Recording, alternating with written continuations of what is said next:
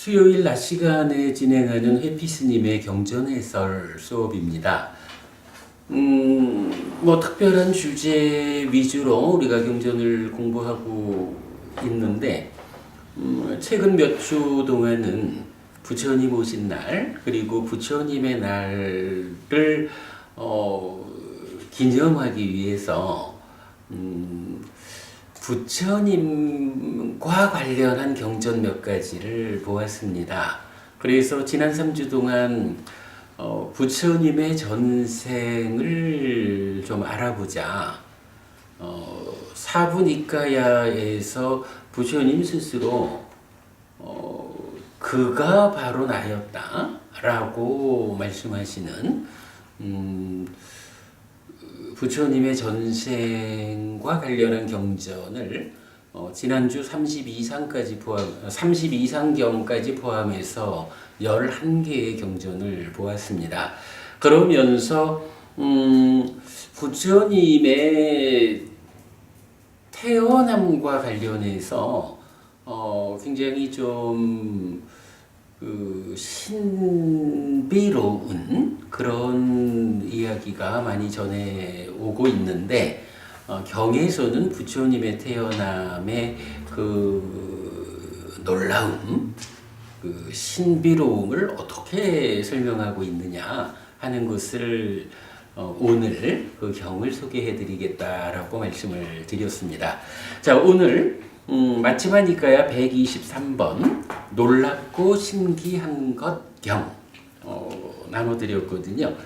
경 쭉 읽어가면서 부처님의 탄생과 관련해서 어떤 그야말로 놀랍고 신기한 면들이 있는지 알아보도록 하겠습니다. 자, 이렇게 나는 들었다. 한때 세조는 사와티에서 제타와나의 아나타핀디카 사원에 머물렀다. 그때 많은 비구들이 오후에 탁발을 마치고 돌아와 강당에 함께 모여서 서로 이런 대화를 하고 있었다. 참으로 놀랍습니다, 도반들이여. 참으로 신기합니다, 도반들이여. 열애에게는 큰 신통과 큰 위험이 있습니다. 참으로 열애는 완전히 꺼진 분, 희론을 끄는 분, 경로를 끄는 분, 윤회를 끝낸 분, 모든 괴로움을 극복한 과거의 부처님들에 대해 아실 것입니다. 그분 세존들께 이런 태어남이 있었다라고도, 그분 세존들께 이런 이름이 있었다라고도, 그분 세존들께 이런 성이 있었다라고도, 그분 세존들께 이런 계가 있었다라고도, 그분 세존들에게 이런 법이 있었다라고도, 그분 세존들에게 이런 지혜가 있었다라고도, 그분 세존들에게 이런 머움이 있었다라고도, 그분 세존들에게 이런 해탈이 있었다라고도, 이렇게 말했을 때 아난다 존자가 그 비구들에게 이렇게 말했다. 도반들이여, 참으로 놀라운 법들을 갖추셨기 때문에 열애들은 참으로 놀랍습니다. 또한 도반들이여, 참으로 신기한 법들을 갖추셨기 때문에 열애들은 참으로 신기합니다. 라고. 그리고 그 비구들 간의 이 이야기는 끝나지 않았다. 자, 여기 이제 보면 비구들이 모여 앉아서 열애, 부처님에 대해서 참 부처님한테는 큰 신통과 큰 위험이 있다라는 주제로 말씀을 나누는 거예요. 여기서 우리가 그냥 간략하게 좀 보고 가야 되는 것은, 부처님 당시에 부처님 제자들인 많은 비구들이 모여 앉아서, 열애는 큰 신통과 큰 위험이 있다라고 하면서, 열애, 즉 부처님은 이런 분이다라고 말하고 있거든요. 지금 우리끼리 이야기하다 보면, 부처님은 이런 분이지 라고 말할 수가 있죠. 자, 요 자리에서는 부처님 당시 그 제자분들은 부처님에 대해서 말할 때 어떤 점들을 특징적으로 말하고 있는가? 그 내용은 우리가 확인할 수 있겠어요. 자, 첫째로 이렇게 말하죠. 참으로 열애는 완전히 꺼진 분이다.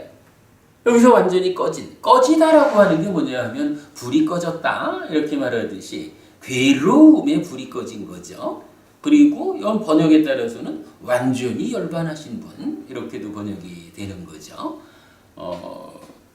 니쁘다, 빨이 니쁘다 이러면은 이제 완전한 열반 이렇게도 표현을 하지만 또 완전히 꺼졌다.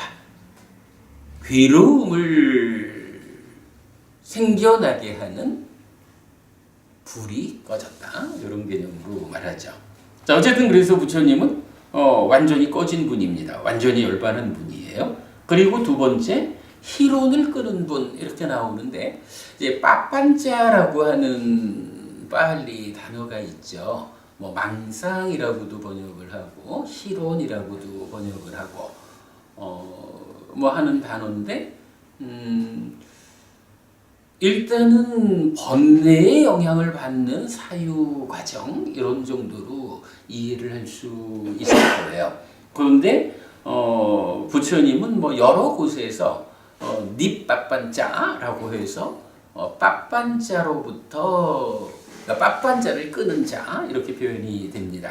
그래서 희론을 끄는 분, 더 이상 그분의 사유 과정에는 번뇌가 개입하지 않는 분이다. 이런 정도 의미로 보면 되겠고요. 세 번째, 경로를 끄는 분 이랬어요. 경로를 끊었다라고 하는데 여기서 말하는 경로는 이제 죽고 또 태어나는. 자, 살다가 죽으면 어떻게 되죠? 삶의 과정에 이끌려가지고 지옥을 가든 짐승 세상으로 가든 아귀로 가든 인간으로 가든 하늘로 가든 중생들이 세상 어딘가에 또 태어나죠. 여기서 경로라고 말하는 것은 바로 그거.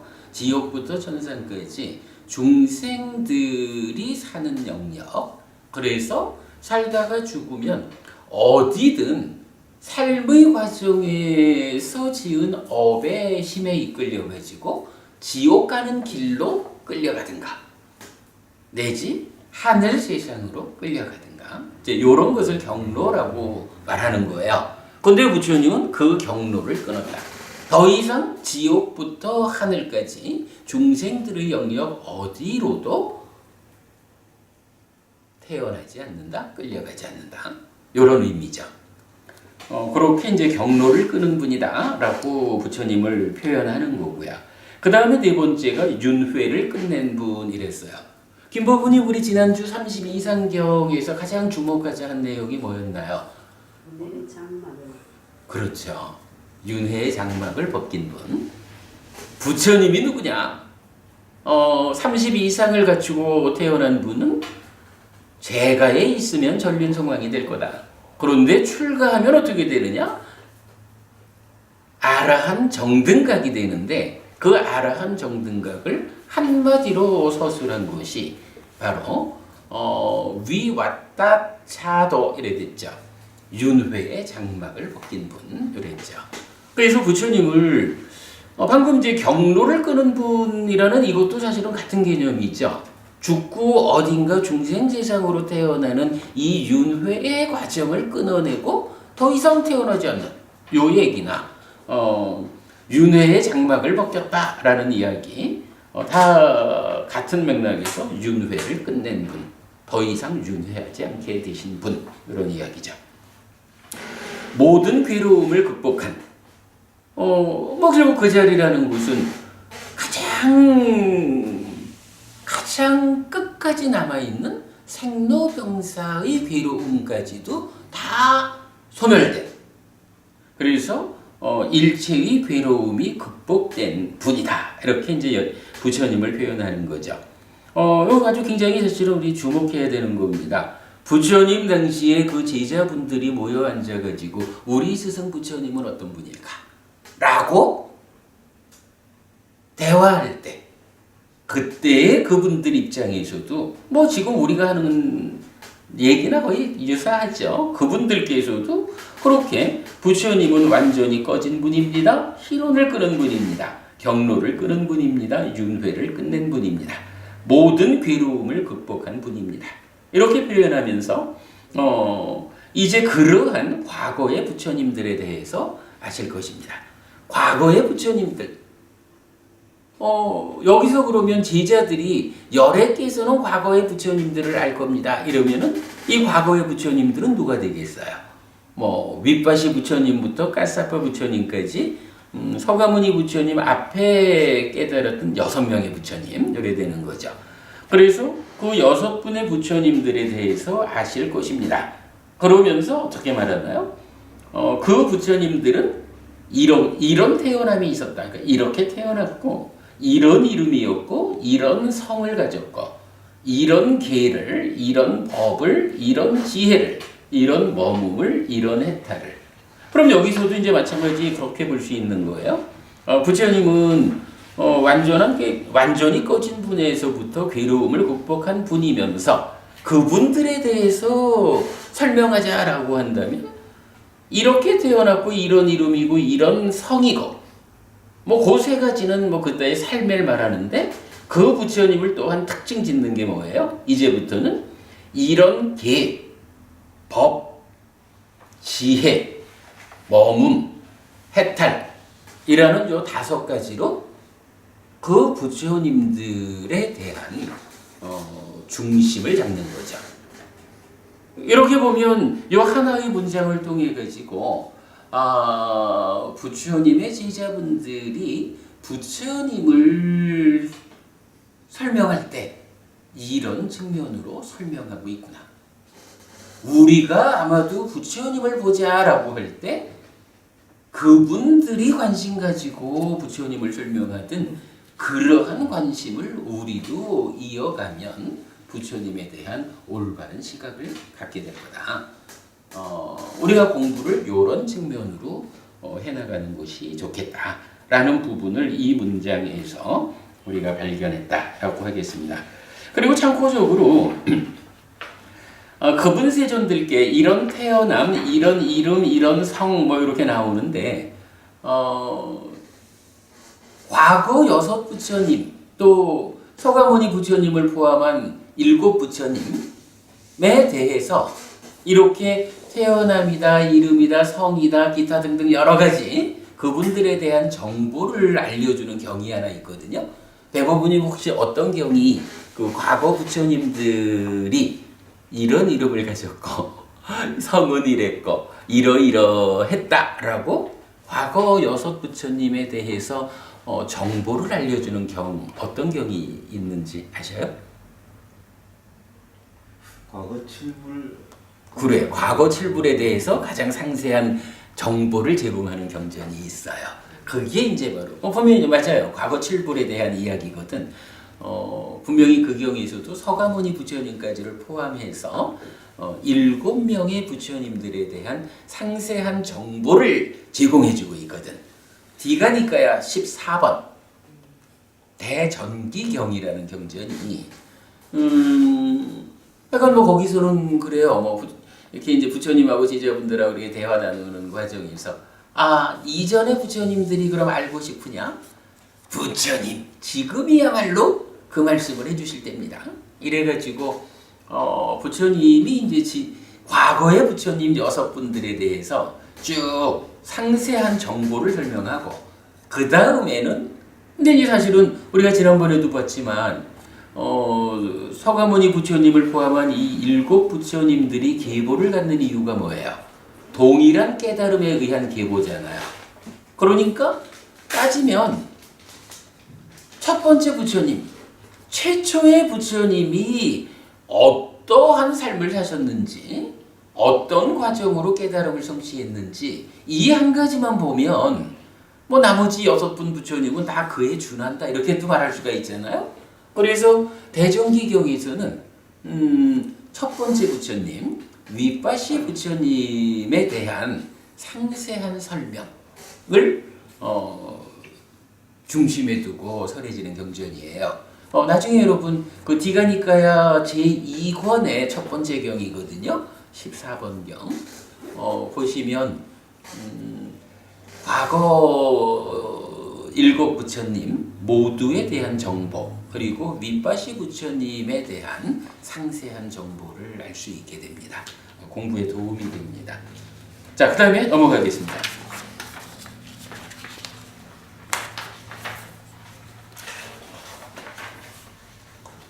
그때 저녁에 홀로 앉으면서 일어난 세존이 강당으로 왔다. 와서는 준비된 자리에 앉았다. 앉은 뒤에 세존은 비구들에게 말했다. 비구들이여, 무슨 이야기를 위해 지금 여기에 함께 앉았는가? 그대들 간에 끝내지 못한 이야기는 무엇인가? 라고. 여기 대덕이시여, 오후에 탁발을 마치고 돌아와 당당에 함께 모인 저희들은 서로 이런 대화를 하고 있었습니다. 참으로 놀랍습니다, 도반들이여. 참으로 신기합니다, 도반들이여. 열애에게는 큰 신통과 큰 위험이 있습니다. 참으로 열애는 완전히 꺼진 분, 희론을 끄는 분, 경로를 끄는 분, 윤회를 끝낸 분, 모든 괴로움을 극복한 과거의 부처님들에 대해 아실 것입니다. 그분 세존들께 이런 태어남이 있었다라고도, 그분 세존들께 이런 이름이 있었다라고도, 그분 세존들에게 이런 성이 있었다라고도, 그분 세존들께 이런 계가 있었다라고도, 그분 세존들께 이런 법이 있었다라고도, 그분 세존들께 이런 지혜가 있었다라고도, 그분 세존들께 이런 머금이 있었다라고도, 그분 세존들께 이런 해탈이 있었다라고도. 이렇게 말했을 때 아난다 존자가 저희들에게 이렇게 말했습니다. 도반들이여, 참으로 놀라운 법들을 갖추셨기 때문에 열애들은 참으로 놀랍습니다. 또한 도반들이여, 참으로 신기한 법들을 갖추셨기 때문에 열애들은 참으로 신기합니다. 라고. 그리고 저희들 간의 이 이야기는 끝나지 않았습니다. 그런데 세존께서 도착하셨습니다. 라고.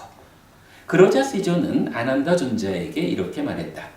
그렇다면 아난다여, 열애의 참으로 놀랍고 참으로 신기한 법들을 더욱 드러내보라. 라고. 그러니까 이제 부처님이 오셔가지고 그래, 무슨 얘기들을 했나? 라니까 비구들이, 부처님, 저희가 이렇게, 부처님은 이런 분이다. 부처님은 이런 점에서 우리가 바르게 알아야 된다. 뭐 이런 이야기를 하고 있었는데, 아난다 존자께서, 참으로 놀라운 법을 갖추셨기 때문에 열애들은 놀랍다. 그러니까 그냥 놀라운 게 아니라, 놀라운 법을 갖췄기 때문에 놀랍다. 신기한 법을 갖췄기 때문에 너 신기하다. 뭐 이런 말씀을 하셨습니다. 라고 답변을 한 거죠.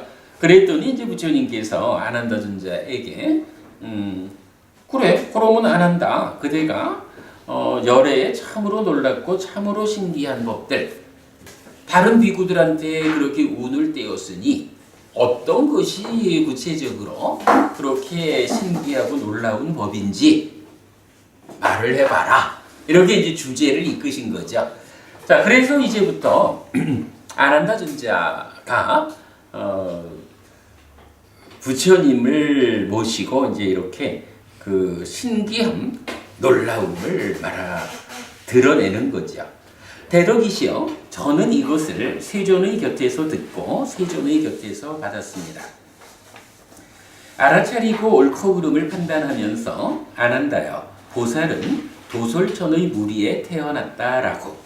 대덕이시여, 알아차리고 옳고 그름을 판단하면서 보살이 도솔천의 무리에 태어난 것도 세존의 참으로 놀랍고 참으로 신기한 법이라고 저는 명심하고 있습니다. 자, 여기서 이런 이야기를 합니다. 그래, 아난다야, 얘기해봐라. 이래 했더니 하시니까 이제 아난다 존자가 부처님의 참으로 신기하고 놀랍고 신기한 이 부부 내용을 설명하는데, 첫 번째가 뭐냐 하면 보살은 도솔천의 무리에 태어났습니다. 이렇게 얘기를 시작한 거죠. 자, 여기서 우리가 주목해야 하는 이야기 하나는 보살이에요. 보살. 그 앞에 보면은 보디사또라고 나오죠.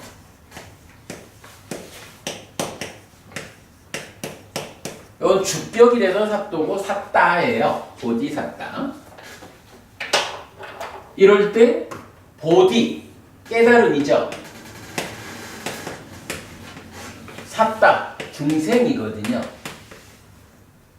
그래서 깨달음과 중생이라는 이 두 가지 의미를 묶어가지고 보디삿다라는 단어가 생겨났는데, 보살이라고 그대로 이제 음력을 한 거죠.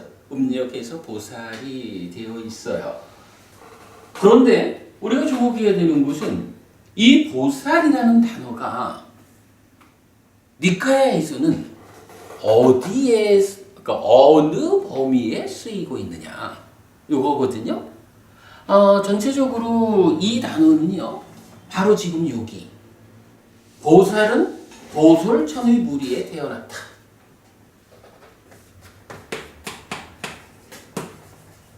도솔천의 무리에 태어났다.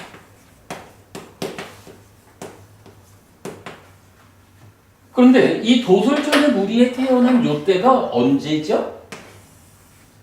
요게 직전의 직전의 전생이죠. 그죠? 우리가 이제 지난주 32상경에서 본 바로는 무지무지하게 많은 그 전생들의 업을 지어 오셨는데, 지금 여기 보살, 그럴 때 32상경에서는 전생의 부처님 이런 개념으로 보살이란 말을 안 썼어요. 또 앞에 공부한 10개의 부처님 전생 이야기에서도 보살이란 말은 안 나왔거든요. 그런데 이제 도솔천의 무리에 태어났다라고 하는 부처님 직전의 전생, 여기를 보살이 태어났다라고 말하는 거예요. 보살이라는 단어는 이렇게 부처를 성취하기 직전 생의 태어남, 그때부터 용례를 가진다. 물론 이제 이게 꼭 부처님 직전의 전생 그때만을 보살이라고 한다? 이렇게 보는 것은 좀 어려울 거예요. 어쨌든 전생의 부처의 과정이 부처님의 전생들이 다 깨달음으로 가는, 깨달음을 지향하고 있는 중생의 상태라 할까? 하여간 이렇게 깨달음과 중생이 결합된 단어에 적용될 수 있죠. 다만 제가 말씀드리는 것은 이 보살이라는 용어가 직접 나타나서 쓰이는 데는 어디부터냐 하면 바로 직전의 전생의 태어남, 바로 직전생 도솔천에 태어날 때부터를 보살이라고 칭하고 있다라는 용대를 우리가 기준해야 하겠다. 그때가 쓰니 그럼 불합니까? 라고 말할 수 없죠. 마지막 태어남이 불합니까? 아니죠.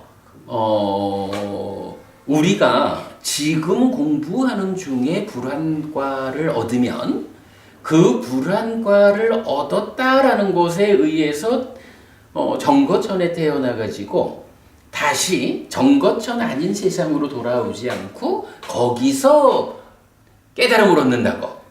그러나 이게 지금 제 법우님 말씀은 그러면 직전의 전생이라는 게 불환가인가요? 이 얘기는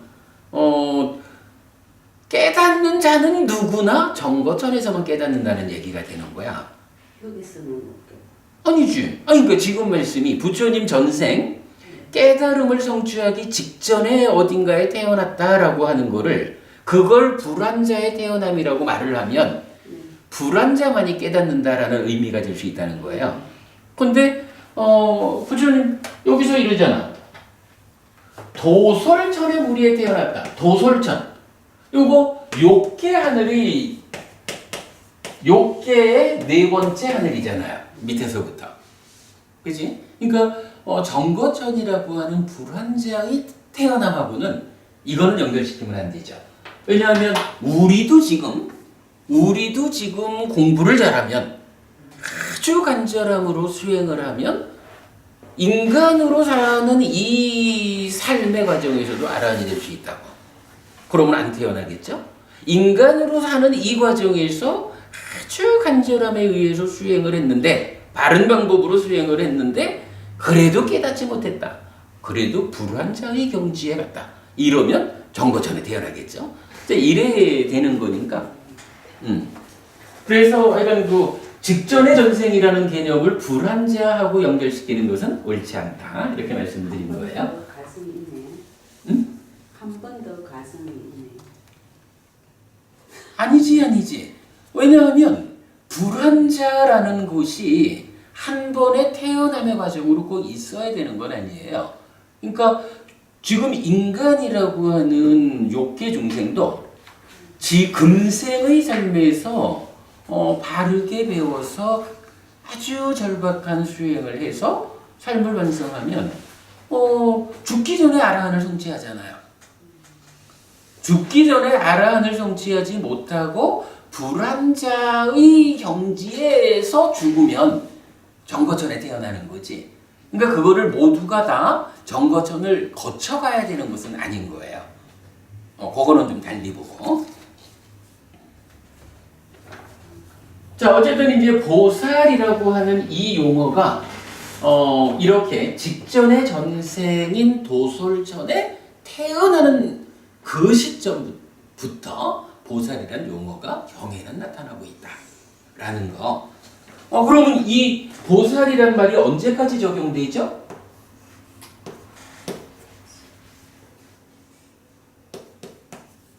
깨달음까지지 뭐. 깨닫고 나면 이제 보살을 넘어서서 부처가 되는 거니까. 그죠? 그러니까 보디사타에서 사타를 떼버리는 순간이 언제냐 하면 깨닫는 순간이잖아. 깨달아서 부처가 돼. 대부분이 그렇게 보면 맞겠죠? 그러니까 보살이라는 용어가 경전적인 용례로는 직전 전생 도솔천에 태어나는 그때부터 보살이라고 불리기 시작해서 깨달아서 부처가 되는 그 직전까지 적용되는 것이다. 이렇게 보살을 이해하자고요. 그 앞에 그 알아차리고 옳고 그름을 판단하면서라고 했는데 요거는 경에 굉장히 많이 나오는 거죠.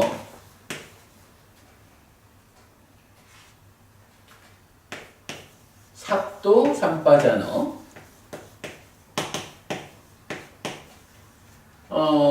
이거 아니면 보통 삽디 삼바자나 이렇게 나오죠. 그래서 삽디하고 삼바자나 한다 이러는 건데, 삽디는 우리가 의미를 분명히 알죠. 내 마음의 현재를 발견하는 거죠. 내 마음의 현재를 발견하는 거. 그러니까 굳이 번역을 하자면 알아차림 이렇게 번역을 한 거고요. 삼바자나는 바른 알미다. 바른 알미다라고 보통 이해를 하는 건데, 바르다라고 어떻게 하는 게 잘 올바로 하는 것이냐라고 할 때 이것은 옳은 것이고 이것은 그른 것이다. 옳고 그름의 판단 기준 하에서 내가 삽디 발견해서 보니까, 알아차려 보니까 요거는 해도 되는 일이에요. 요거는 하지 않아야 되는 일이에요. 라고 그렇게 옳고 그름의 판단 가운데 아는 거, 이게 정지 바른 알미다 이거죠.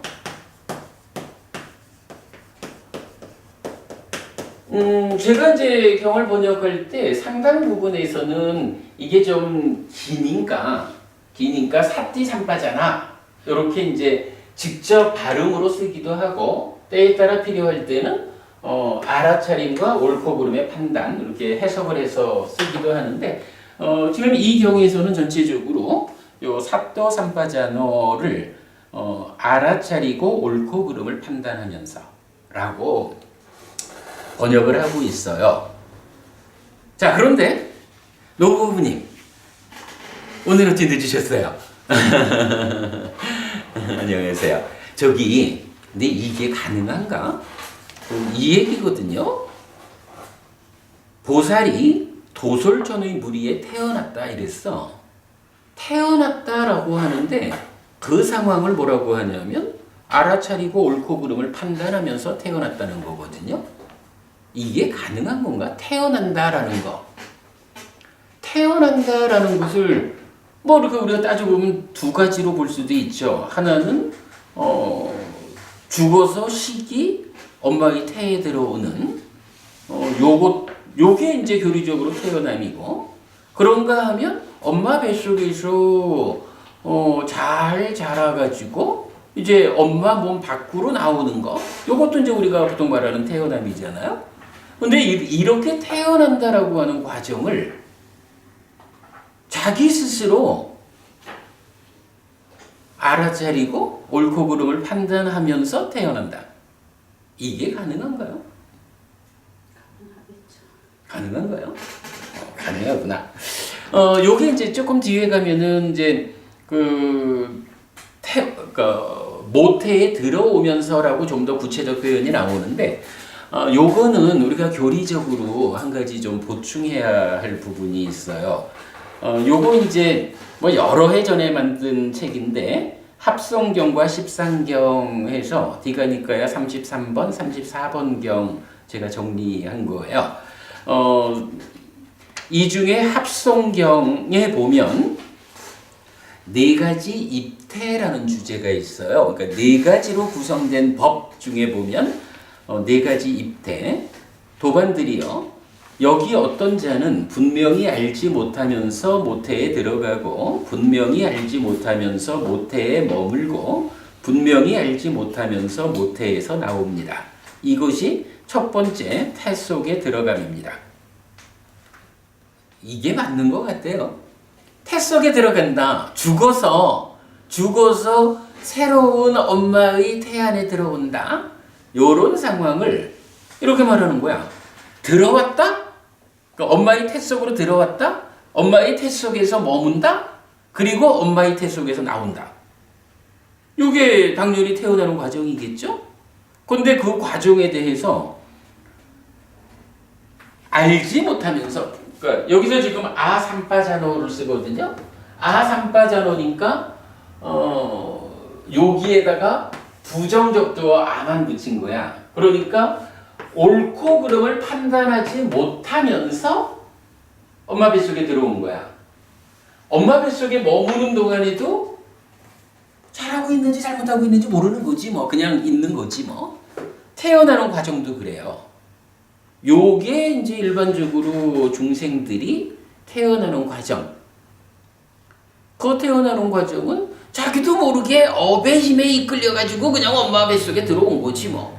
엄마 뱃속에 있는 동안에도 이런저런 뭐 자기가 잘 사유해가지고, 아이고 내가 우리 엄마가 요새 음식을 잘 못 드시니까 조금만 영양을 조금만 빨아먹을까? 뭐 이러지 못하는 거지요 뭐. 나오는 순간도 그렇죠. 그렇게 이제 태어남의 과정을 세 단계로 구분해가지고 설명하는 거예요. 자, 그런가 하면 이제 두 번째. 다시 도반들이요. 여기 어떤 자는 분명히 알면서 모태에 들어가지만 분명히 알지 못하면서 모태에 머물고, 분명히 알지 못하면서 모태에서 나옵니다. 이것이 두 번째 태 속에 들어감입니다. 그러니까 전생에 수행을 잘한 거예요. 그러니까 죽어가지고 새로운 엄마의 뱃속으로 들어오는 이 시점에 내가 지금 새로운 엄마의 태를 찾아서 간다라고 안다는 거예요. 내가 지금 잘 들어가고 있다고 안다는 거예요. 그죠? 삼바잖아. 여기서는 분명히 알면서 이렇게 말했으니까. 그런데 그 알면서 들어간 거야. 옳다 그르다 판단하는 지혜를 가지고 엄마의 뱃속을 찾아 들어갔는데, 이제 엄마의 뱃속에 머무는 가운데는 깜깜해진 거예요. 나올 때도 깜깜하게 나오는 거야. 요게 두 번째다 하는 거죠. 3. 다시 도반들이요. 여기 어떤 자는 분명히 알면서 모태에 들어가고, 분명히 알면서 모태에 머물지만 분명히 알지 못하면서 모태에서 나옵니다. 이것이 세 번째 태 속에 들어감입니다.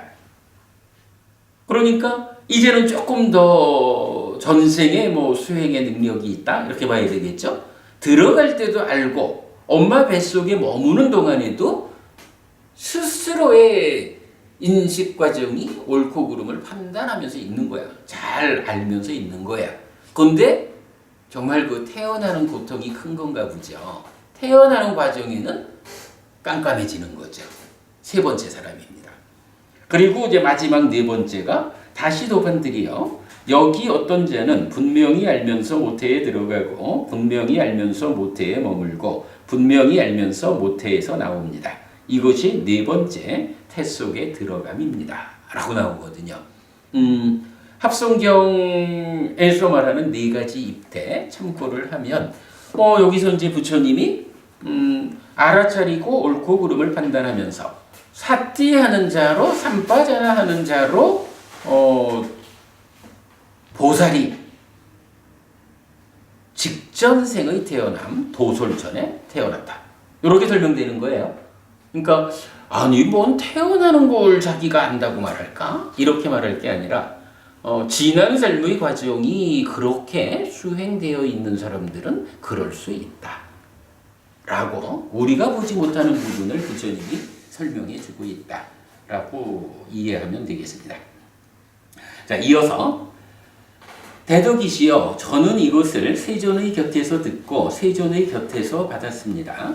알아차리고 옳고 그름을 판단하면서 안 한다요. 보살은 도솔천의 무리에 머물렀다라고. 대덕이시여 알아차리고 옳고 그름을 판단하면서 보살이 도솔천의 무리에 머문 것도 세존에 참으로 놀랍고 참으로 신기한 법이라고 저는 명심하고 있습니다. 대덕이시여 저는 이것을 세존의 곁에서 듣고 세존의 곁에서 받았습니다.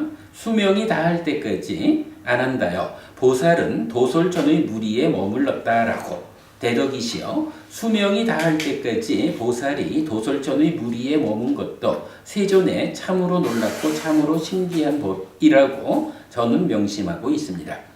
자, 이렇게 사띠삼빠자나 하면서 도솔천의 무리에 그 직전의 전생으로 태어났거든요. 그리고 나면 도솔전이라는 하늘에 긴 수명이 있잖아요. 그 긴 수명 동안 도솔전의 무리에 머물렀다. 도솔전에서 그 수명만큼 살았다라는 거죠. 도솔전의 수명이 어떻게 되냐 하면 이게 조금 계산 방법이 있어요. 도솔전의 하루가 인간 세상에 몇 년에 해당하고 그런 하루로 몇 년을 살고 이렇게 이제 그 도솔전의 수명이 있는데 제가 외우지는 못했고요. 요거 나중에 수업보고 통해서 제가 그 하늘 세상의 수명이 얼마인지 표가 만들어져 있어요. 그거 연결해 드리도록 하겠습니다. 참고하시고 어쨌든 우리 인간의 눈으로 보면 무지무지하게 긴 세월을 도솔전에서 살았다라는 거죠. 그리고는 수명이 다할 때까지 도솔전의 무리에 머물렀다. 도솔전의 수명이 허용되는 만큼 도솔전에서 살았다. 요 얘기죠. 여기서 근데 한 가지 좀 우리가 짚어보고 가면 좋겠어요. 도솔천의 물이 이렇게 나왔는데 김법부님 보통 부처님 전생 이야기할 때 도솔천에서 누구로 있었다 그래요?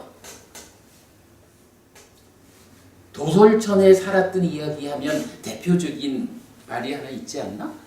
배법부님 혹시 부처님 직전생에 도솔천에 계실 때 마야 아니 마야 부인은 이제 어머니가 죽어서 도솔전에 태어난 거고 부처님이 이 땅에 그러니까 마야 부인의 몸으로 들어오기 전에 도솔천에서 누구로 있었다 이런 말이 있잖아. 노법부님 생각 안 나셔요? 왜 뭐라 하지? 호명보살이란 말 하잖아. 요 말 여러분 들어보셨죠? 도솔천에서 호명보살로 계셨다 라고 하면서 도솔천에 그 신들에게 호명보살로서 설법을 한 이런 이야기가 나오죠. 근데 지금 그러니까 니까야에서 보면 여기서 딱 그러죠. 도솔천에 태어난 거야 보살이. 그리고 도솔천에서 살았어. 그리고 수명이 다할 때까지 도솔천에 있었어. 이렇게만 나오지. 그 도솔전에서 어떤 특별한 존재여서 도솔전의 신들한테 설법을 했다. 이런 표현은 지금 안 나오거든요. 일단 니까야 안에서는 이 호명보살이라는 개념이 소개되지는 않는 것 같아요. 그 정도 참고하고. 어쨌든 이게 부처님 직전 전생 도솔전에서의 태어남과 머문과 수명이 닿을 때까지 요 이야기만으로 직전 전생은 구성되어 있다. 이렇게 보자고요. 대덕이시여, 저는 이것을 세존의 곁에서 듣고 세존의 곁에서 받았습니다. 알아차리고 옳고 그름을 판단하면서 안한다요. 보살은 도솔전의 무리로부터 죽은 뒤 어머니의 태에 들어왔다라고. 대덕이시여, 알아차리고 옳고 그름을 판단하면서 보살이 도솔전의 무리로부터 죽은 뒤 어머니의 태에 들어온 것도 세존에 참으로 놀랍고 참으로 신기한 법이라고 저는 명심하고 있습니다. 자, 여기서는 이제 그렇게 수명이 다할 때까지 도솔전의 무리에 머물다가 수명이 다했어. 그러니까 어떻게 돼요? 도솔전의 무리로부터 죽은 뒤에 어머니의 태에 들어왔다. 어떻게? 알아차리고 옳고 그름을 판단하면서. 이렇게 말하는 거죠. 넘어갑니다. 대덕이시여, 저는 이것을 세존의 곁에서 듣고 세존의 곁에서 받았습니다. 안한다여, 보살이 도솔천의 무리로부터 죽은 뒤 어머니의 태에 들어올 때, 자, 이게 태에 들어올 때라고 하는 그 순간의 과정을 이제 설명하는 몇 가지 이야기가 나오거든요. 이게 뭐 그냥 그야말로 어부의 힘에 이끌려서 알지도 못하고 들어왔다 이런 경우 같으면 뭐 그 과정을 어떻게 설명할 수 없을 거예요.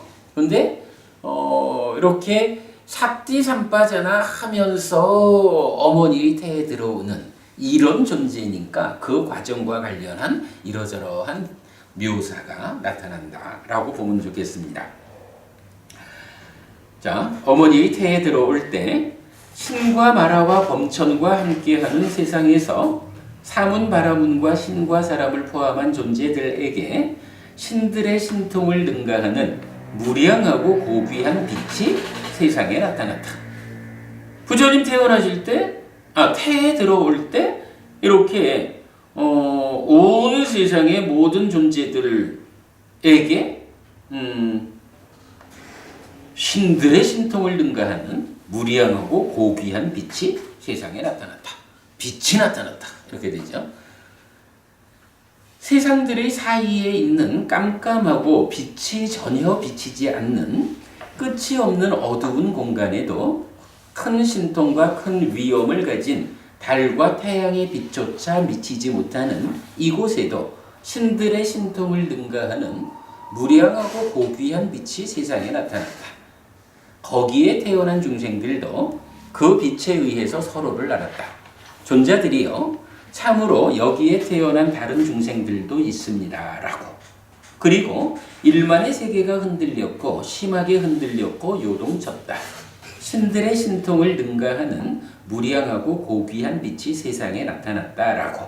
대덕이시여, 보살이 도솔천의 무리로부터 죽은 뒤 어머니의 태에 들어올 때 내지 신들의 신통을 능가하는 무량하고 고귀한 빛이 세상에 나타났다라는 것도 세존에 참으로 놀랍고 참으로 신기한 법이라고 저는 명심하고 있습니다. 제일 길게 서술되는 부분이에요. 부처님이 도솔전에서 죽어가지고 어머니의 태에 들어올 때 어떤 일이 있을까? 빛이 나타났다는 거예요, 세상에. 근데 그 빛이 나타난 상태를 서술하는데 다른 곳에서 잘 나타나지 않는 표현, 유사한 표현이 조금 있긴 하지만 거의 나타나지 않는 게 세상들이 있다는 거예요. 세상이 많죠. 노법은님 우리 불교 안에 나타나는 세상, 가장 큰 규모의 세상이 뭐가 있죠? 네, 삼천, 대천, 세계 이렇게 말하잖아요. 세계라고 불리우는 것이 10의 삼승계, 10억 개나 이 세상이 10억 개나 있는 거야. 그거를 삼천 대천 세계 이렇게 말하죠. 뭐 이렇게 이제 세상이라는 게 하여간 10억 개나 되는 세상이 뭐 하나의 부처님의 그 위력이 미치는 곳 이런 식으로 경전은 서술하거든요. 그러니까 이 세상도 있고 저 세상도 있고 대략 10억 개의 세상 이렇게 설명이 되잖아요. 그런데 지금 여기에서는 어떤 표현이 나오냐 하면 세상들의 사이에 무언가가 있다는 거야.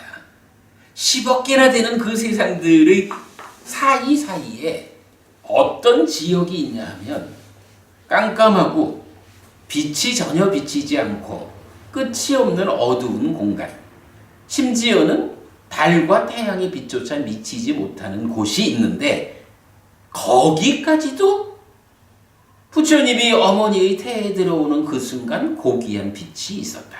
그랬더니 거기에 태어나 살고 있는 중생들, 그러니까 세상들의 중간에 있는 그 어두운 곳에도 태어나 사는 자가 있다는 거예요. 거기를 뭐라고 불러야 되는지는 모르지만 이제 거기에 태어난 중생들은 빛이 없으니까 옆에 누가 있는지를 모르잖아요. 근데 빛이 딱 비치니까 이야 참으로 여기에 태어난 다른 중생들도 있구나. 여기에 나 혼자 있는 게 아니라 너도 있고 쟤도 있구나. 이렇게 이제 보았다. 이렇게 말하는 거죠.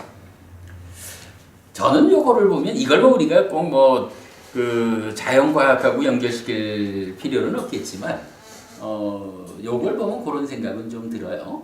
그 천체 물리학 뭐 이런 쪽인가? 여기서 보면 그 암흑 물질이란 말을 써요.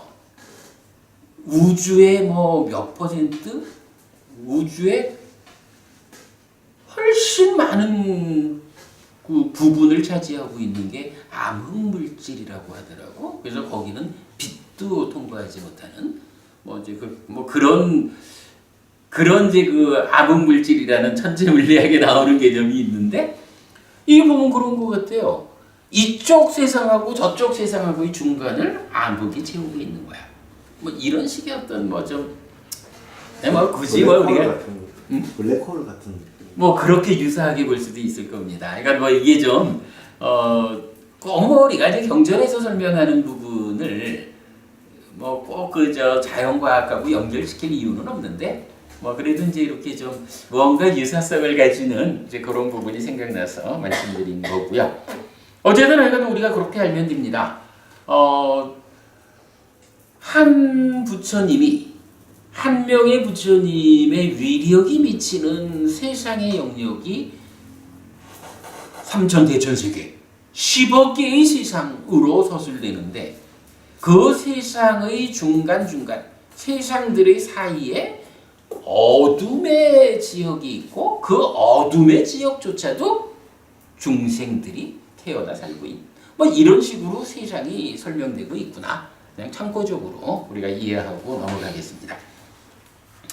자, 그리고 대덕이시여 저는 이것을 세존의 곁에서 듣고 세존의 곁에서 받았습니다.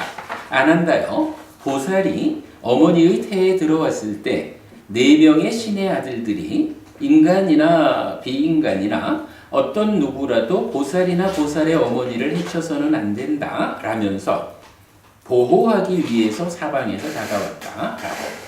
대덕이시여 보살이 어머니의 태에 들어왔을 때 내지 보호하기 위해서 사방에서 다가온 것도 세존에 참으로 놀랍고 참으로 신기한 법이라고 저는 명심하고 있습니다.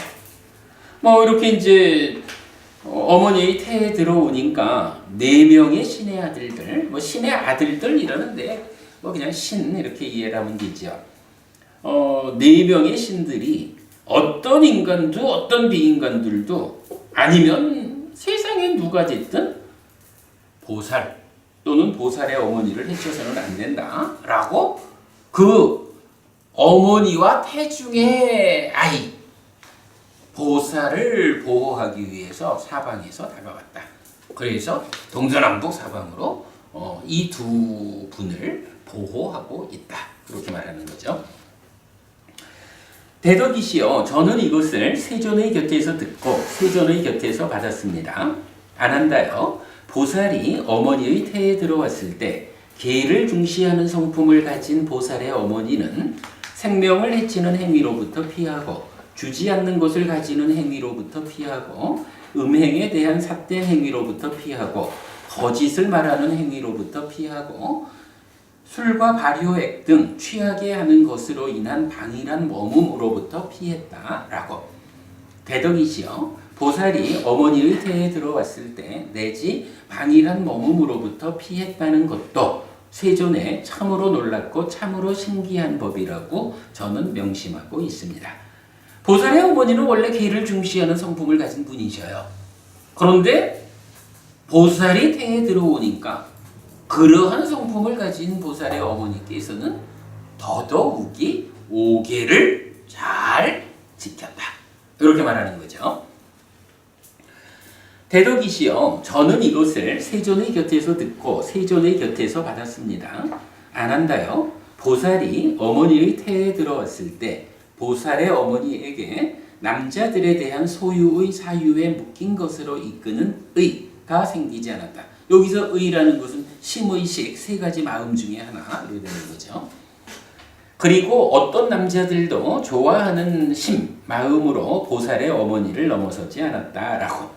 대덕이시여 보살이 어머니의 태에 들어왔을 때 내지 보살의 어머니를 넘어서지 않았다는 것도 세존의 참으로 놀랍고 참으로 신기한 법이라고 저는 명심하고 있습니다. 어머니는 원래 그 개를 중시하는 성품이셔서 보살이 태에 들어왔을 때 오계를 잘 지키는 분이었어요. 그런 가운데 또한 보살의 어머니에게 남자들에 대한 소유의 사유에 묶인 것으로 이끄는 여기서 소유의 사유에 묶인 것 이거는 색성향 미촉 5가지죠. 보통은 뭐 이제 여기서 이렇게 남자들에 대한 이럴 때는 일반적으로 번역하는 감각적 욕망 이렇게 번역을 해도 타당할 것 같아요. 그래서 보살이 태에 들어온 상태에서 보살의 어머니는 남자들에 대해서 어떤 욕망을 일으키지 않았다. 그리고 역으로 어떤 남자들도 보살의 어머니에 대해서 여기서 좋아하는 심, 이건 탐심이거든요. 탐심을 가지고 보살의 어머니를 넘어서지 않았다. 이렇게 말하고 있고요. 대덕이시여 저는 이것을 보살의 곁에서 듣고 세존의 곁에서 듣고 세존의 곁에서 받았습니다. 안한다여 보살이 어머니의 태에 들어왔을 때 보살의 어머니는 5가지 소유의 사유에 묶인 것을 얻었다. 보살의 어머니는 5가지 소유의 사유에 묶인 것을 얻었고 소유했고 즐겼다라고. 대덕이시여 보살이 어머니의 태에 들어왔을 때 내지 얻었고 소유했고 즐겼다는 것도 세존에 참으로 놀랍고 참으로 신기한 법이라고 저는 명심하고 있습니다.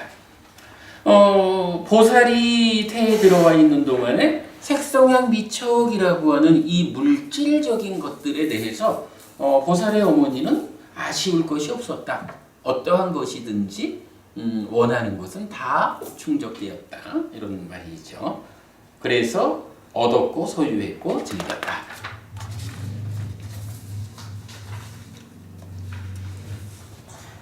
대덕이시여 저는 이것을 보살의 곁에서 듣고 세존의 곁에서 듣고 세존의 곁에서 받았습니다. 안한다여 보살이 어머니의 태에 들어왔을 때 보살의 어머니에게 어떤 병도 생기지 않았다. 보살의 어머니는 몸이 피곤하지 않았고 즐거웠다. 보살의 어머니는 태를 가로질러 모든 수족을 갖추고 기능에 결점이 없는 보살을 보았다. 예를 들면 안한다여 깨끗하고 빛나고 팔각형으로 잘 가공된 하늘색 보석이 있다. 거기에 파란색이나 노란색이나 붉은색이나 흰색이나 연노란색의 실이 묶고 있다. 그것을 눈이 있는 사람이 손에 놓고서 생각할 것이다. 이 깨끗하고 빛나고 팔각형으로 잘 가공된 하늘색 보석이 있다. 거기에 파란색이나 노란색이나 붉은색이나 흰색이나 연노란색의 실이 묶고 있다라고. 이와 같이 안한다요. 보살이 어머니의 태에 들어왔을 때 보살의 어머니에게 어떤 병도 생기지 않았다. 보살의 어머니는 몸이 피곤하지 않았고 즐거웠다. 보살의 어머니는 태를 가로질러 모든 수족을 갖추고 기능의 결점이 없는 보살을 보았다라고. 대덕이시여, 보살이 어머니의 태에 들어왔을 때 내지 기능의 결점이 없는 보살을 보았다는 것도 세존에 참으로 놀랍고 참으로 신기한 법이라고 저는 명심하고 있습니다. 자, 보살이 태에 들어왔을 때 보살의 어머니는 병도 생기지 않았어요. 몸이 이 사실은 엄마 되는 과정이 힘들잖아요. 사실 뭐 9달, 10달 아이를 뱃속에서 키우는 동안에 그 엄마들의 힘듦, 굉장히 큰 일이죠. 큰 희생이고. 그런데 보살의 어머니는 그동안에 병도 없고 그동안에 몸이 피곤하지도 않고 즐거웠다는 거야.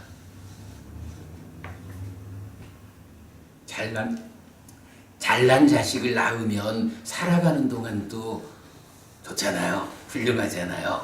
아주 잘난 자식을 품고 있는 동안에도 이런 거예요. 어쨌든 지금 그렇게 묘사하고 있는 거죠. 보살의 어머니는 10달이나 아이를 뱃속에 품고 있으면서도 아무런 병도 없고 피곤하지도 않고 즐거웠다. 이렇게 말하고 있어요. 그러면서 또 하나 놀라운 것이 보살의 어머니는 태를 가로질러 모든 수족을 갖추고 기능의 결점이 없는 보살을 보았다. 뱃속에 있는 아이를 보았다라는 거예요. 이게 이제 번역하기가 참 좀 애매했는데 이런 의미 같아. 태를 가로질러. 사실은 우리 이제 살이잖아요. 피부고 살이잖아. 이 살이 가로막고 있으니까 뱃속에 있는 아이를 못 보잖아요. 그런데 보았다는 거야. 그래서 저는 이 표현을 가죽이 아니고 가죽 안에 태가 있어요. 태가 하나 더 있어요. 네네. 그죠? 근데 이제 그게 그러니까 배에서부터 태까지 모두를 해간. 아니 어쨌든 뭐 태만 가리고 있는 게 아니라 뱃살도 가리고 있지 뭐. 근데 그 모든 것을 다 가로질러 가지고 부처님은 어머니 태 안에 있는 동안에도 이렇게 모든 수족을 갖추고 기능의 결점이 없는 온전한 상태를 갖추고 있는 것이 어머니의 눈에 다 보여졌다. 이렇게 말하는 거죠. 아주 좀 놀라운 일이죠. 그리고 뭐 여기 이제 예를 들면 안 한다요 해서 보석 이야기가 나오는데 요 보석과 관련한 이야기는 여러분 우리 사문과경을 중심으로 하는 수행 체계가 있잖아요. 거기에서 보면 제4선 이후에 8방향이 있는데 첫 번째 방향이 뭐냐 하면 몸과 마음의 관계죠. 몸이라는 게 사실은 그 아름다운 보석을 감싸고 있는 실과 같은 그건데 그걸 모르고 보석과 똑같은 마음이 이 몸에 의지하고 묶여 있다. 요렇게 비유를 드는 게 제4선에서 나아가는 첫 번째 방향이란 말이죠. 그 비유가 여기에서 거의 그대로 쓰이고 있어요. 그러니까 몸과 마음의 관계가 그러하다라고 수행 이야기에서 나오는데 여기에서는 보살의 어머니와 보살을 어떻게 표현하는 거예요? 보살은 보석이고 보살의 어머니는 보석을 감싸고 있는 실과 같은 이렇게 지금 이제 비유를 해주고 있다라는 거고요. 자, 아무튼 이제 그런 특별한 점들 때문에 세존은 참으로 놀랍고 신기하다 이렇게 말하고 있고요. 넘어갑니다. 대덕이시여, 저는 이것을 세존의 곁에서 듣고 세존의 곁에서 받았습니다. 안한다여, 보살이 태어나고 7일이 지났을 때 보살의 어머니는 죽어서 도솔천의 무리에 태어났다라고. 대덕이시여, 보살이 태어나고 7일이 지났을 때 보살의 어머니는 죽어서 도솔천의 무리에 태어난다는 것도 세존의 참으로 놀랍고 참으로 신기한 법이라고 저는 명심하고 있습니다.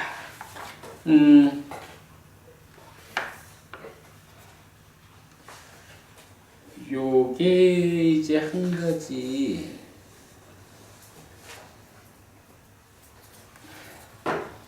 지금 이제 여기서 보면 저도 사실 요거 아직 정확히 이해를 못 하겠는데 요 바로 앞에 단락이요. 그러니까 보살의 어머니에게 어떤 병도 생기지 않았다. 여기까지는 부처님이 그러니까 이제 보살이 아직까지 보살의 어머니의 태 속에 들어있던 시절이죠. 근데 거기까지는 보면 어떤 걸 볼 수 있냐 하면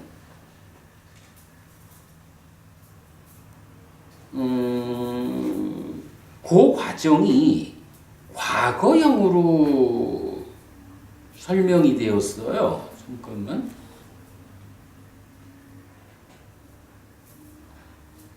아니다. 여기가 요 앞에까지인가? 근데 과거형으로 쭉 이제 앞에 부분 서술되어 오다가 이제 여기에 오면 현재형으로 서술하는 차이가 있어요. 근데 그 부분은 아직 제가 좀 정확하게 이해를 못 하겠는데 뒤에 더 보기로 하고요.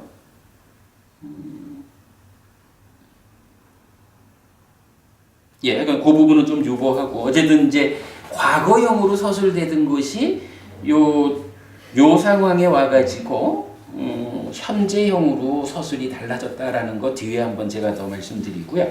자, 일단 이제 여기부터는 어때요? 앞에까지는 어머니 태에 있던 시절이고요. 이제 여기 태어나고 7일이 지냈을 때 여기부터는 이제 어머니의 몸 밖으로 나온 거죠. 태어난 이후입니다. 태어난 이후인데 이제 그 첫 번째 사건을 뭐로 말하냐 하면 우리가 다 알고 있는 거죠. 보살의 어머니 마야 부인께서는 부처님을 낳고는 7일 만에 돌아가셔서 그 이모 어머니의 그러니까 마야 부인의 동생인 마하빠자빠띠 고따미가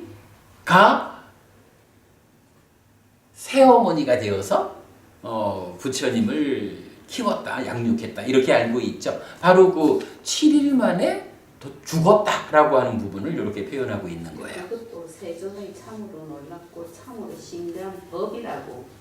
이것도 법이에요. 그러니까 요 얘기는 뭐냐하면 그래서 제가 이제 이거를 과거형과 현재형으로 요 부분을 조금 더 제가 연구하겠다라는 건데 일단 여기서 이제 이 이야기는 뭐냐하면 이게 누구한테 적용되는 이야기일까요? 중요한 게 뭐냐 하면 이 경이 시작할 때부터 뭐라 그랬냐 하면 과거의 일곱 부처님 모두에 대한 어떤 그 서술이 있잖아요. 여기서 보살의 어머니라고 말하는 이게 꼭 그 서가모니 부처님의 어머니인 마야 부인 요렇게만 봐야 되는 것보다는 과거의 일곱 부처님 모두 윗바시부터 서가모니 부처님까지 모두가 이렇게 직전 삶에는 그러니까 직전 생에는 도솔전에 태어나서 이런 과정을 거쳐 가지고 태어나는 거야. 태어나면 그 어머니가 일주일 만에 7일이 지나면 어머니는 죽어서 도솔전에 태어나는 것이 하나의 법칙성처럼 되어 있다. 이런 의미로 그 법이라는 것을 보아야 할 겁니다.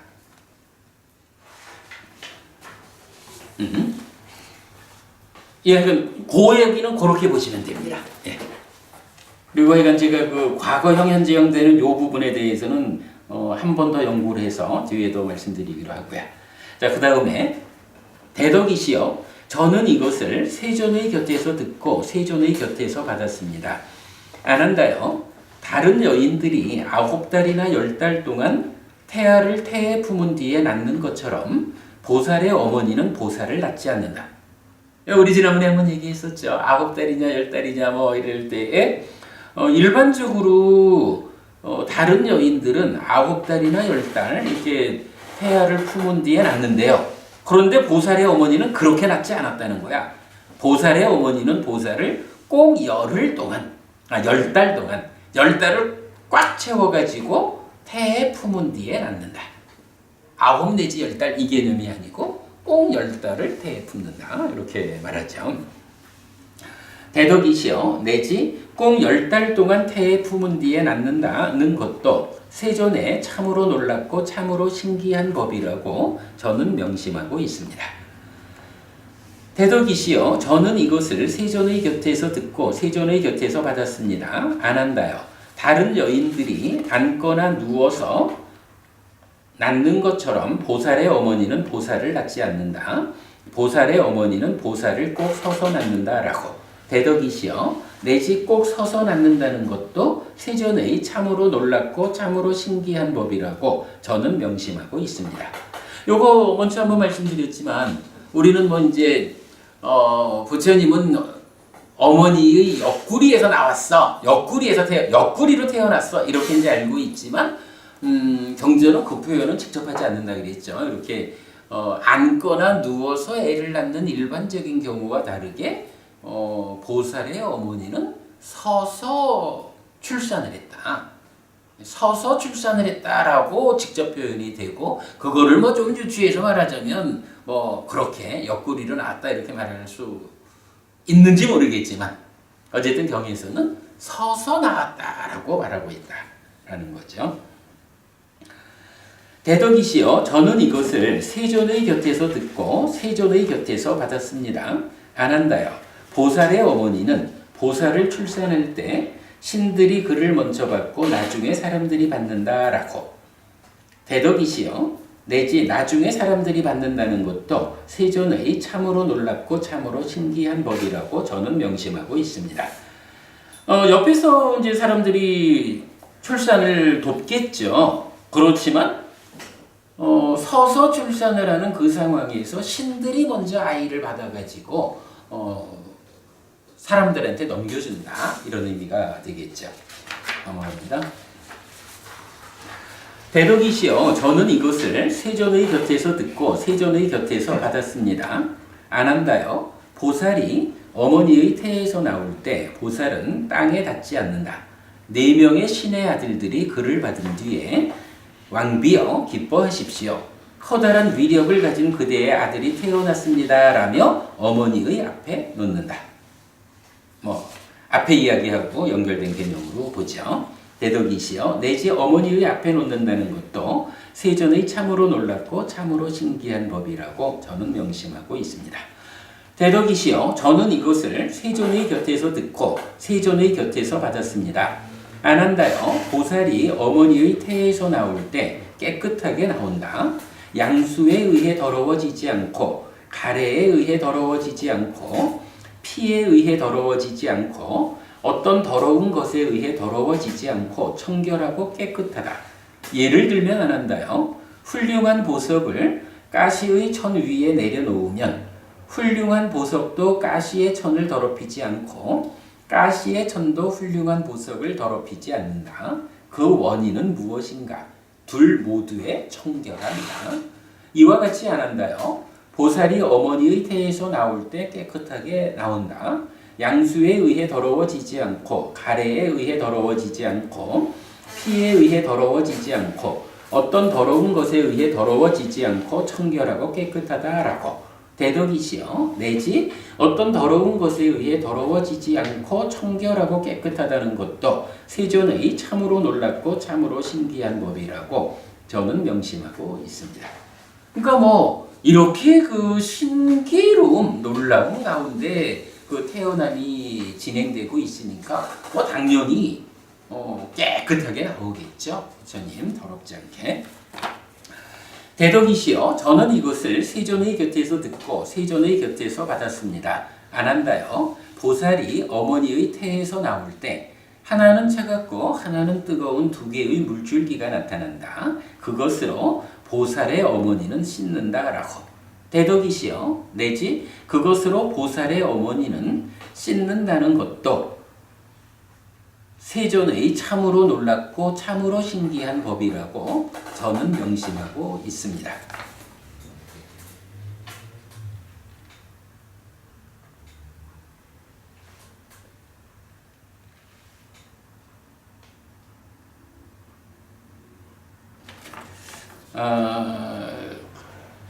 이게 이제 보살의 어머니는 그물로 씻는다라고 제가 번역을 했는데 저는 여기 제가 조금 잘못 번역을 한 것 같네. 저기 그러니까 보살하고 어머니하고 두 사람이 모두 씻는다라고 번역하는 게 맞을 것 같아요. 복수로 봐야 되겠네. 그거 하여튼 뭐 조금 수정하기로 하고요. 그 다음에 대덕이시여 저는 이것을 세존의 곁에서 듣고 세존의 곁에서 받았습니다. 아난가여 태어나자마자 보살은 편평한 두 발로 땅 위에 굳게 선 뒤에 북쪽 방향으로 7발자국을 걷는다. 그리고 하얀 일산이 펼쳐질 때 모든 방향을 바라보고 황소의 소리로 말한다.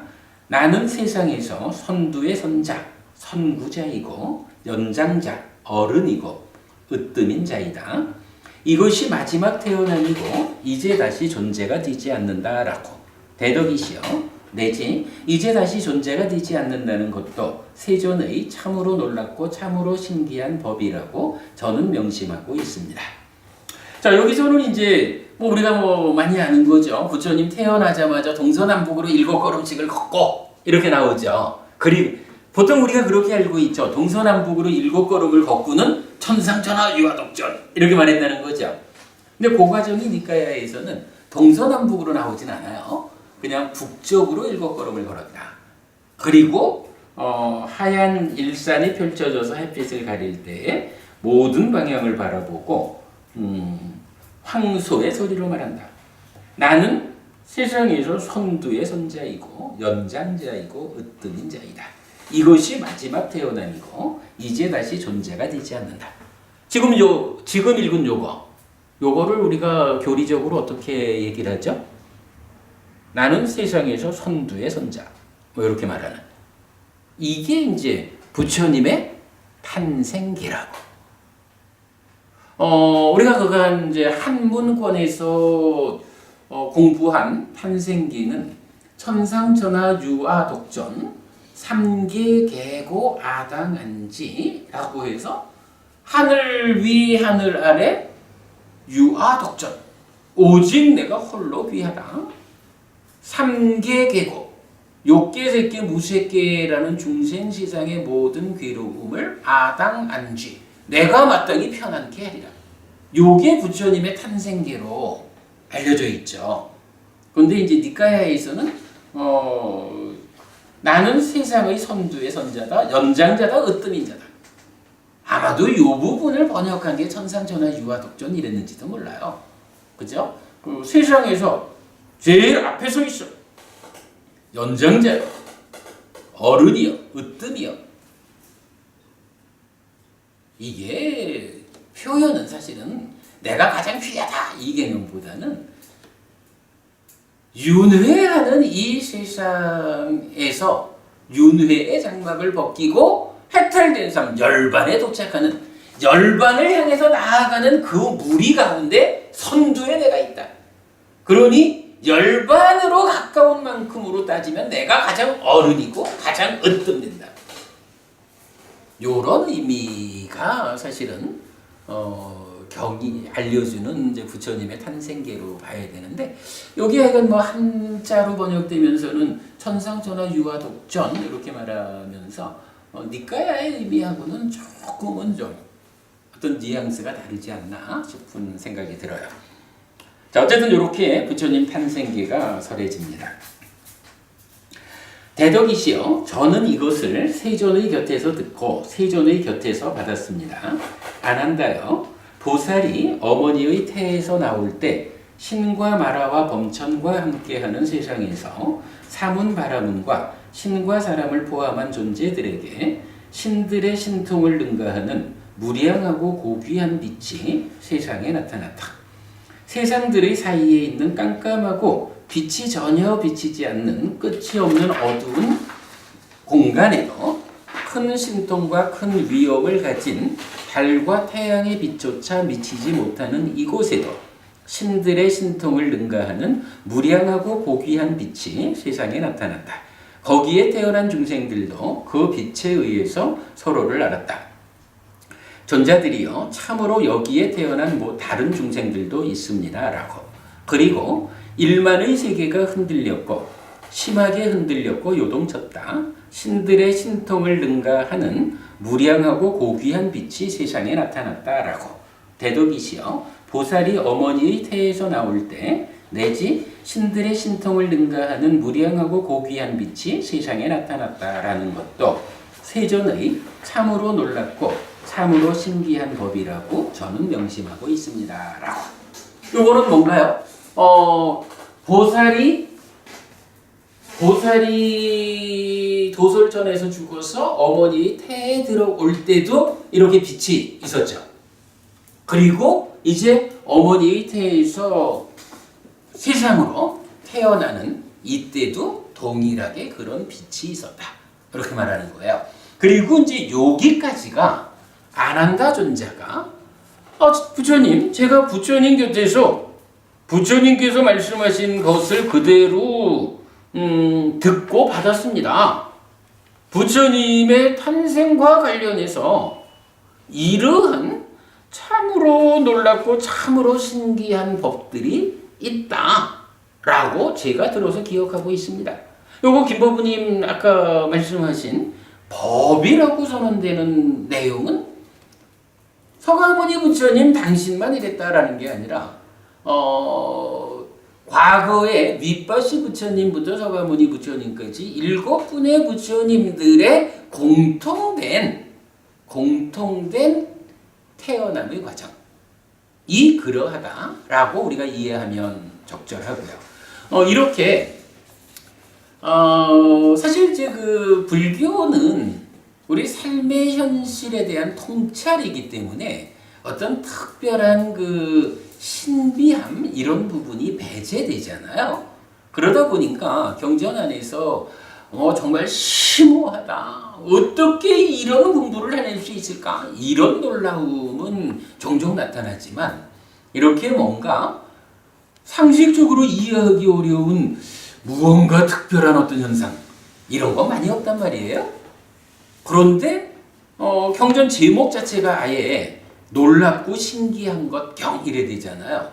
이런 놀랍고 신기한 것으로 부처님의 탄생의 과정, 부처님께서 도솔천으로부터, 그러니까 직전생인 도솔천에 태어나는 때로부터 어떤 과정을 거쳐서 어머니의 태 밖으로 이제 세상으로 출현하시는 이 과정은 정말로 우리가 상식적으로 이해하기 어려운 그런 놀랍고 신기한 과정을 담고 있다라고 부처님의 말씀을 아난다 존자가 제가 부처님 곁에서 듣고 받았습니다. 이렇게 기억하고 있습니다. 라고 소개를 한 거죠. 그러니까 이런 부분은 아예 경전 자체도 정말 놀랍고 신기한 그런 현상입니다. 라고 말하는 거니까 우리는 이제 불교 신자로서 부처님의 삶의 과정에서는 이런 놀랍고 신기한 부분도 있다. 라고 그야말로 믿음으로 부처님에 대한 특별함으로 받아들이면 된다. 여기에 대해서 그게 어째서? 라고 따지고 들 일은 아니다. 이런 말씀 드리고 싶고요. 시간이 좀 많이 갔습니다만은 요 경전의 마무리는 사실은 이경 전체 중에 절반의 비중 마무리를 좀 보고 마치도록 하겠습니다. 자, 여기까지 이제 아난다 존자가 이렇게 부처님에 대한 그 놀랍고 신기함을 탄생의 과정에서 이렇게 설명을 하니까 이제 부처님이 이제 한 말씀을 하시는 거예요. 그렇다면 아난다요. 그대는 이것도 열애의 참으로 놀랍고 참으로 신기한 법이라고 명심하라. 여기 아난다요. 열애에게 보여진 수들이 있고 수들이 생기고 다시 열애에게 보여진 수들이 생기고 보여진 수들이 있고 보여진 수들이 없어진다. 보여진 상들이 생기고 보여진 상들이 있고 보여진 상들이 없어진다. 보여진 윗닦아들이 생기고 보여진 윗닦아들이 있고 보여진 윗닦아들이 없어진다. 이것도 아난다요. 그대는 열애의 참으로 놀랍고 참으로 신기한 법이라고 명심하라. 요거 제가 이제 이렇게 그 박스를 쳐놨습니다만은 무슨 얘기인가요? 배버부님 요거 제가 자주 하는 얘기죠. 아니 내 눈앞에서 요런 생기는 것이 보이고 유지되는 것이 보이고 없어지는 것이 보이는데 어떻게 이걸 상하다고 말할까요? 요 얘기 많이 하죠.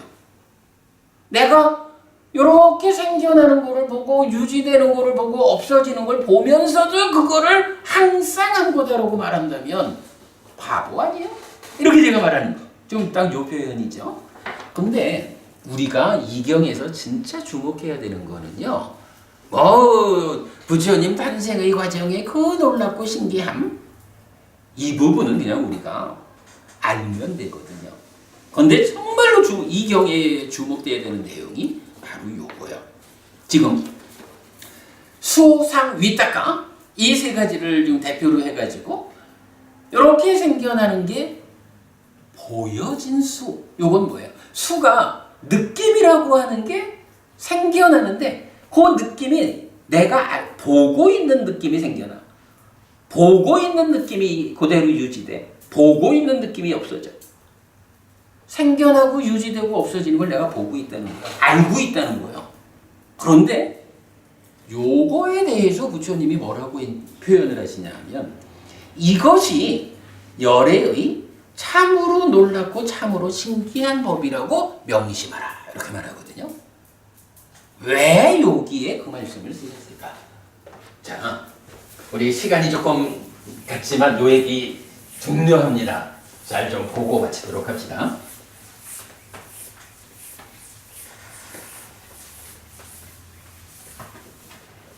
자, 우리가 이제 수행 이야기를 할 때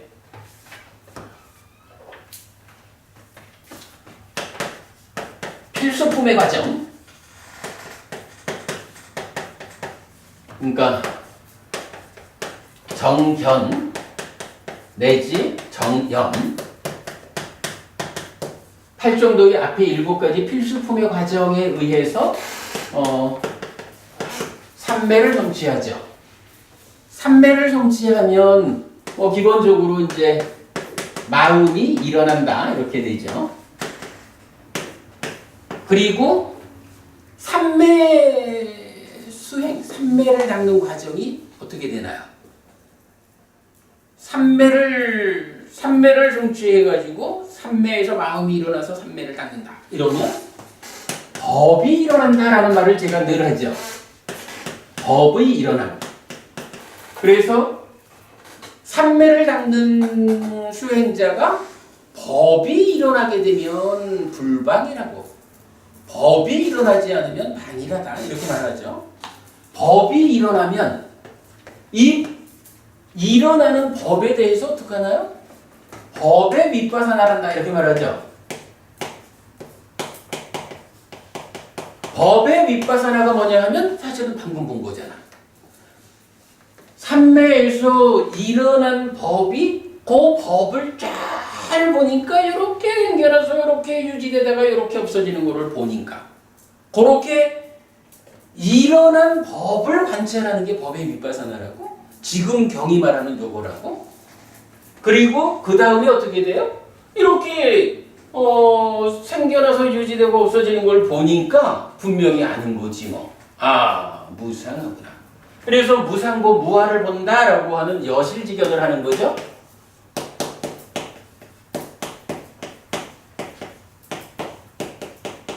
여실직연에 대해서 이제 우리가 어떻게 의미를 부여하냐 하면, 자, 사실은 삶은 심오한 것이다. 이 심오한 삶은 그 내면에 가래의 형성 또는 자기화 과정이라는 딱가라고 하는 내면의 공간이 영역이 있다. 이때 여실직연은 이 딱가의 문을 여는 것이다. 딱가 안에 들어가야 딱가 안에 문제를 해결하니까. 그래서 법의 윗바사나를 통해서 여실직연해서 딱가 안에 들어가면 이제 여기서 뭘 해요? 딱가 안에서 어떤 일을 진행하죠? 수행이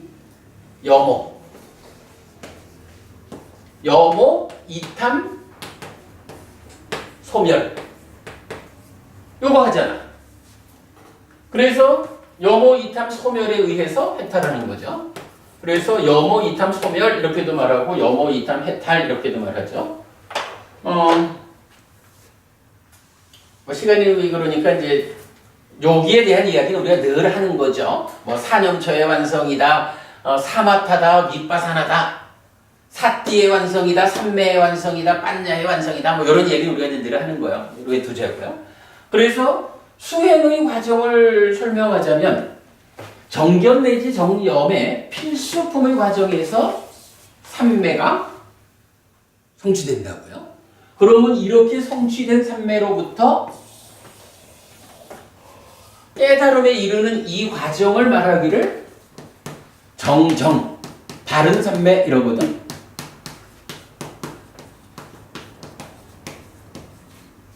그리고 이 바른 삼매의 과정이 삼매에 들어서 마음이 일어나서 법이 일어나는 과정에, 그러니까 법을 일어나게 하면 그 법을 관찰하는 법의 윗바사나.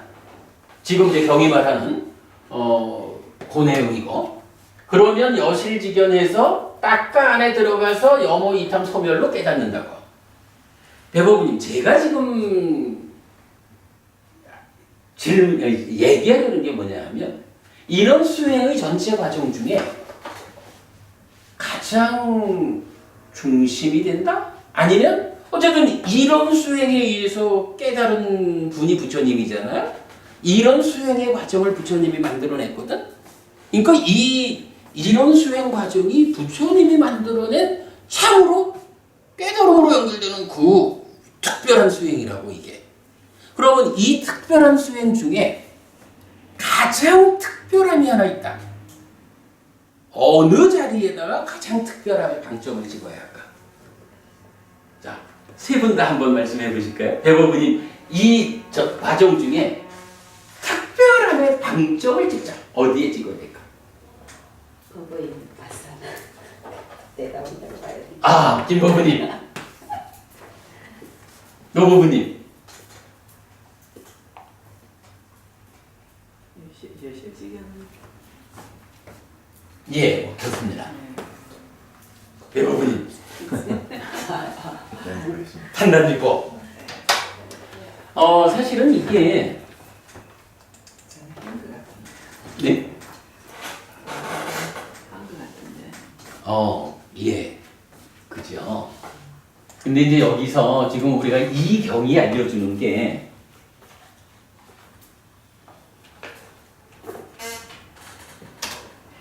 이경이 지금 여기서 이 얘기를 하고 있는 거야.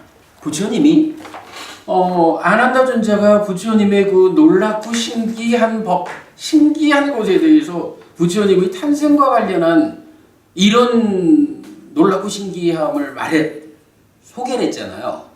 그랬더니 부처님이 그 끝에 뭐라 하시냐 하면 그래, 그것도 그러하지만 이것도 참으로 놀랍고 참으로 신기한 법이라고 명심해라 하고는 알려주신 게 뭐냐 하면 김법은님 말씀하신 법의 윗바사나란 말이요. 아니 그런데 이게 우리가 여기서 교리적으로 굉장히 중요한 걸 하나 보는 게 사실 어찌 보면요, 법의 윗바사나가 가장 특별하다, 이게 수행의 중심이다 이렇게 말할 수는 없잖아. 어쨌든 우리가 갈 길은 해탈이 있거든요. 염호 이탐 소멸해가지고 해탈해야 되잖아요. 그거 필요한 게 그래, 노법부님 말씀대로 여실직연 해야 되거든. 여실직연에서 문 열고 들어가야 이 일이 되거든. 근데 왜 부처님은 이런 전체적인 수행 지도 위에서 법의 윗바사나 여기를 딱 지목해가지고 이것이야말로 정말로 놀랍고 신기한 것이다 이렇게 말씀을 하셨을까? 이 부분이거든. 여러분 진짜 공부가 재밌는 거예요. 부처님의 그 출가로부터 깨달음의 과정에서 이제 그 과정을 설명하는 경이 몇 개가 있어요. 대표적으로 마지막이니까요. 85번 보디왕자의 경이라는 경이 중심이 돼요. 거기서 기타 이제 몇 가지 경이 있는데 이렇게 이제 부처님이 출가해서 쭉 과정을 거쳐서 깨닫고 다섯 비구들한테 법을 설하고 이런 과정 중에 한 과정이 뭐냐면 여러분들 이제 다 잘 아는 내용이죠. 부처님이 처음에 출가해가지고 어떤 수행을 하나요? 삼매 수행하잖아. 알라라깔라마한테 가서 무소유처를 성취하고 우따까라마쿠타한테 가서 비상비비상처를 성취하죠. 그런데 거기서 나온다고. 그 두 분의 스승에게서 깨달음을 실현하지 못하고 나오잖아. 그 나올 때 하는 이야기가 있어요. 그때 이제 뭐라고 말하냐 하면 이제 알라라깔라마한테서 무소유처를 성취한 거야. 그랬더니 왕자여, 참으로 이렇게 나의 스승이었던 알라라깔라마는 제자인 나를 자신과 동등한 위치에 놓고 나를 존중했다. 왕자여, 그런 나에게 이런 생각이 들었다. 여기서 왕자는 이제 경의 제목, 보디 왕자한테 이렇게 얘기를 하는 거예요. 왕자여, 그런 나에게 이런 생각이 들었다. 이 법은 염호로, 이탐으로, 소멸로, 가라앉음으로, 실다운 지혜로, 깨달음으로, 열반으로 이끌지 못한다. 단지 무소유처에 다시 태어남으로 이끌 뿐이다. 왕자여, 그런 나는 그 법에 만족하지 못하고 그 법으로부터 낙담하여 떠났다. 그리고 요게 동일한 것이 그 다음에 우따카라마푸타한테 가서 비상비비상처를 성취하고 또한 동일하게 떠난다고. 여기서 우리가 하나 주목할 게 부처님이 알라라칼라마나 우따카라마푸타한테서 삼매를 배울 때에 이런 표현을 이미 하고 있던 거야. 염오로, 이탐으로, 소멸로, 내지 열반으로 이끌지 못한다. 이 방법으로는. 이랬거든요. 그 얘기는 뭐냐 하면 부처님이 그분들의 제자로서 삼매를 닦던 시절에 깨달음이라는 것은 염오, 이탐, 소멸에 의해서 가는 것이다. 라는 것을 알고 있었다는 얘기. 우리가 좀 표현이 좀 조심스럽지만 어쨌든 깨닫는다. 윤회에서 벗어나야겠다. 다시는 태어나지 않아야겠다라고 하려면 염오, 이탐, 소멸로 가라앉음으로 해서 열반을 실현해야 한다. 라고 하는 것이 그 당시 부처님은 알고 있었다는 얘기야. 경에 의하면. 그죠? 그러니까 이 방법으로는 염오, 이탐, 소멸로 이끌지를 못해. 이렇게 표현을 하는 거잖아요. 그 과정을 모른다라고 하면 그런 표현을 할 수 없지? 제가 볼 때는 아마도 부처님이 깨달음을 성취하기 이전에도 수행자들은 염오, 이탐, 소멸에 의해서 윤회에서 벗어난다. 깨닫는다. 이런 개념을 가지고 있었다. 그런데 문제는 어떻게 염오할 수 있을까? 어떻게 염오하고 어떻게 이탐하고 어떻게 소멸할 수 있을까? 그래서 깨달을 수 있을까? 방법을 몰랐다? 물론 이게 부처님께서 깨달은 이후에 설명하는 염오, 이탐, 소멸에 의한 깨달음이 알라라칼라마를 떠날 때에 말했던 염오, 이탐, 소멸하고 같은 거다. 이거는 우리가 몰라요. 거기까지는 모르지만 어쨌든 경이 말하는 분명한 한 가지는 염오, 이탐, 소멸에 의해서 깨달아야 한다. 그런데 문제는 알라라칼라마가 가르쳐주는 무소유처를 성취하는 이 수행 가지고는 여기 못 간다. 이 개념이잖아. 그렇다면 어떻게 하면 염오, 이탐, 소멸할 것이냐? 여기에 대한 답이 필요하잖아요. 방법이 필요하다고? 그런데 그 방법이 부처님이 깨닫기 이전에는 알려져 있지 않았던 것이다. 무소유초를 가고 비상비비상초를 가고 이렇게 삼매를 심화하는 그 방법만 가지고는 못 간다. 그렇다면 어떻게 해야 가느냐? 어떻게 해야 갈 수 있느냐라는 이 측면에서 사실은 이경이 답을 준 것 같아요. 자, 우리가 법의 윗바사라라고 하는 이거 삼매에서 법이 일어나면 일어나는 법을 이렇게 생겨나서 이렇게 유지되다가 이렇게 없어지는 것을 보면서야 어떻게 여실직연 안 하겠어. 법의 윗바사나에 의해서 여실직연 하는 거잖아요. 여실직연으로 문을 열어야 여모이탐 소멸로 깨닫는다고. 부처님 이전에는 누구도 이 여모이탐 소멸에 의한 깨달음을 실현하는 방법을 몰랐다.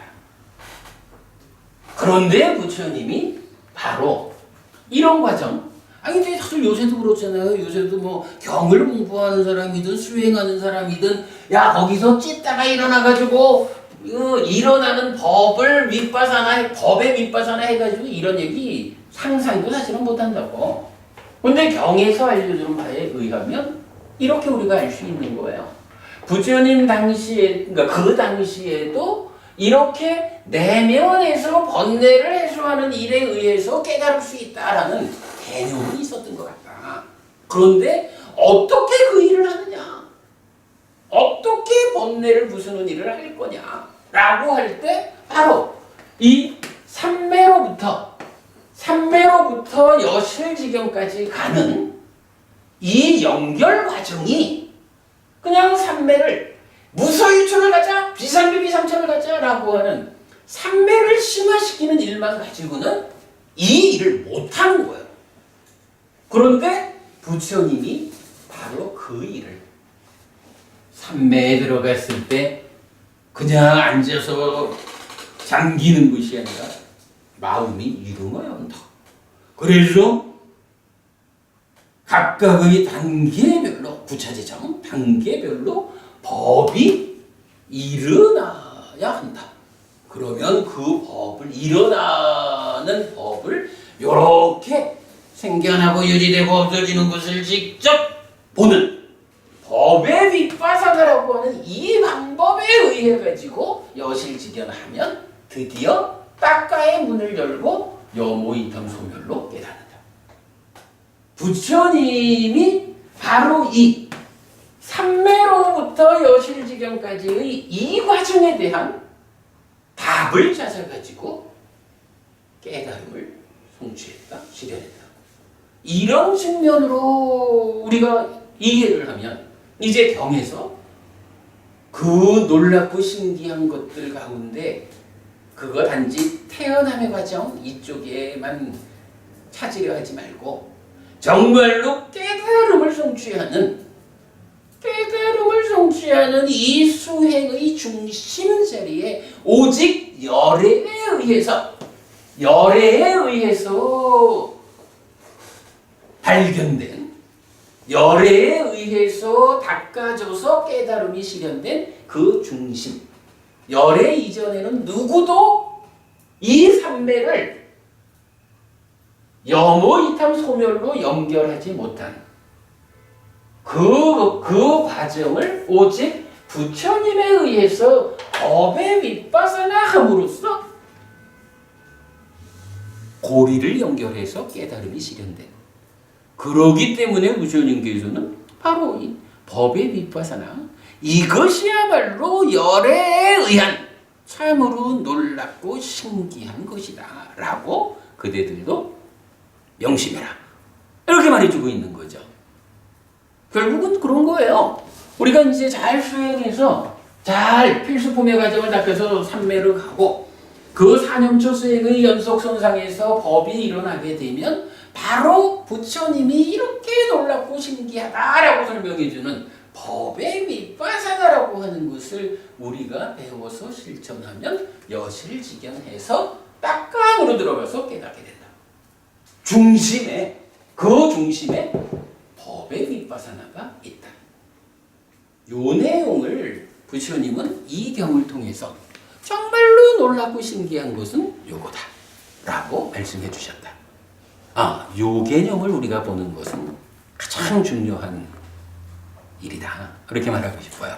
자, 시간이 좀 중요한 얘기를 한마디 곁들이려니까 시간이 많이 지났습니다. 자, 이렇게 여기까지 하겠습니다. 수고하셨습니다.